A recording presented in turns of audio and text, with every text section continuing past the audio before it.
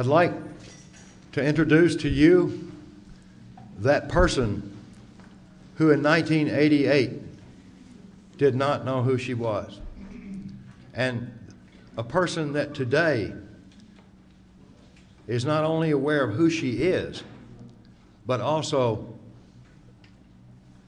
her purpose in this life.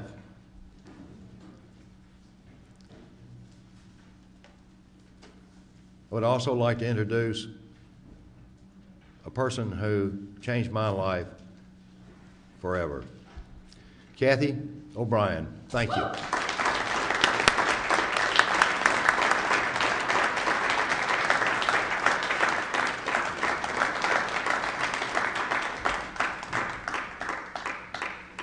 I'd like to thank you for coming out here this evening to arm yourselves with comprehensive understanding of mind control, because knowledge is our only defense against mind control. Knowledge is our only defense against it, which is exactly why it's being suppressed under the 1947 National Security Act.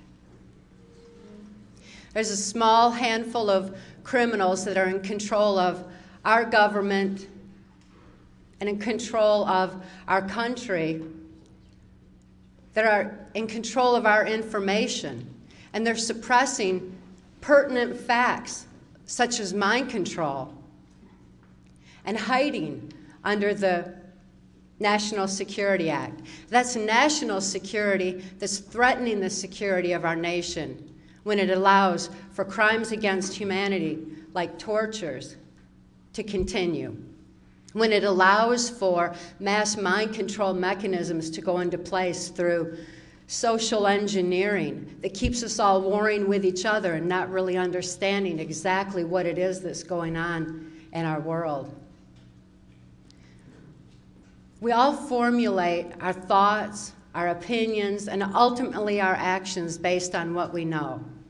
And when our knowledge base is altered, we're left to superstition, conjecture, and ultimately fear.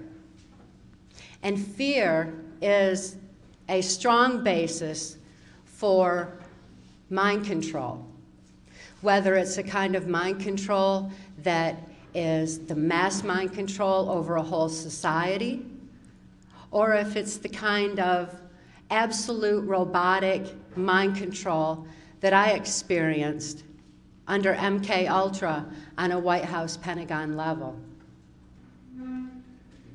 I feel very fortunate to have recovered from my mind control victimization and to have a clear view of what's actually going on behind the scenes of what Adolf Hitler and George Bush termed a New World Order. It makes perfect sense to me what I'm seeing in society today. And the truth that set me free from the absolute mind control that I experienced can also set you free from any kind of fear that you're experiencing through what is happening in our society and in our world today. It can also free you from any kind of trauma that you've experienced in the past. It can also free you from information control that has left you wondering what in the world is going on today. I'd like to provide a comprehensive view of exactly what mind control entails based on my victimization in mind control and also my recovery from it. Because the mind-expanding abilities that I gained in my recovery process are abilities that each and every one of you would be able to use to gain a better understanding, to know what's going on in the world, and empower you to make a positive difference in your own lives and in your own walk of life, in your own society, your own family, and affect those that you love as well.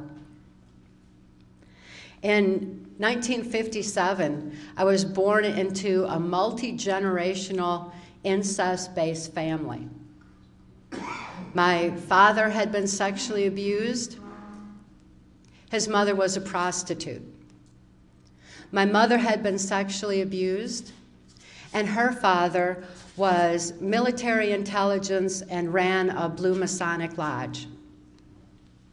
I'm certainly not going to be suggesting that all Masons are bad, just because there are many who have an ulterior agenda that is formulated on abuse. And anyone that I name is not to suggest that any particular group is responsible for what's going on in the world today. It's just not that simple.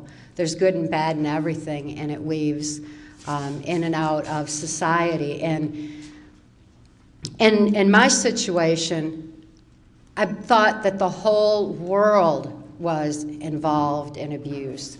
And as a very young child, I had hoped that there was some place in the world where people didn't abuse their children. I thought that perhaps that could actually happen because that's what I felt in my heart. And yet, with my whole environment saturated and my view was narrow to my own environment, I lost hope that there was a place where people didn't abuse each other. The sexual abuse that I endured as a child began at a very early age. And it was before I could actually think to understand that my father's sexual abuse was bad. I couldn't judge morally what he was doing was wrong in any way whatsoever. But I did endure the pain and suffocation of his abuse just the same. And my body automatically responded to that pain and to that suffocation by developing a disorder which is known as dissociative identity disorder. This disorder was formally termed multiple personality disorder. And the International Society for the Study of Dissociation has finally come out with better information on how to recover from trauma and have redefined the disorder as dissociative identity disorder, because multiple personality disorder is a misnomer. I didn't develop multiple personalities. I had one personality that was just totally shattered from the abuse. When trauma occurs that is too horrible to comprehend, the mind compartmentalizes that abuse. So by compartmentalizing off that abuse, the rest of the mind can function normally as though nothing had happened. This is now professionally defined, this disorder is, as the mind's sane defense to trauma too horrible to comprehend. It's not something that as a very, very young child I thought to develop and used as a psychological protective mechanism. Instead, it's what my brain automatically did in order to deal with the extensive abuse that I was experiencing. My father may not have been aware of the effects on my brain that his abuse was causing.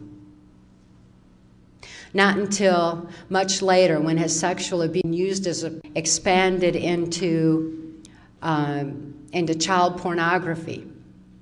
He was supplementing the family income with proceeds from child pornography he was making of me, and this child pornography was being sold through the local Michigan Mafia child pornography ring. Well, back then, this was just right around the age of 6, so this was like now into the early 60s. And a local politician was actually sanctioning this child pornography ring in order to target children like myself for MK Ultra mind control.